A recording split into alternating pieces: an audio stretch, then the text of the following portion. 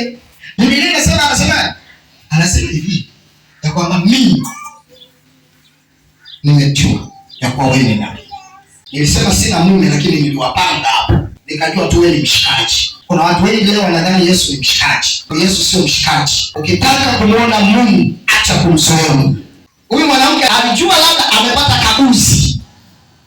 Akawa anajifurahisha, anajichekesha pale, anaulizwa leta mume wako, anasema unajua mimi sina mume, maana najua mimi hapa nikisema nina mume nitakosa.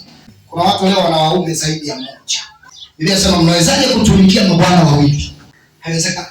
Kwa sababu kwanza utamheshimu huyu na kumdharau huyu, na utampenda huyu na kumchukia huyu. Kuna watu leo wanasema unajua tutaenda sambamba. Mimi napenda fedha na Mungu nampenda. Mimi mali naipenda na Mungu nampenda. Usijichanganye, hakuna hicho kitu. Kitu gani kitakufanya kuonyesha kwamba ninamwabudu Mungu yupi? Utajuaje? Umeweka kipaumbele kwenye jambo lipi? Mungu anasema mtangulizeni yeye. Lipi ambalo umeweka kipaumbele kwenye maisha yako? Ukitaka Mungu awe rafiki yako, mpe kipaumbele. Haiwezekani uniambie unanipenda hali ya kuwa na kuona uko karibu na mtu mwingine.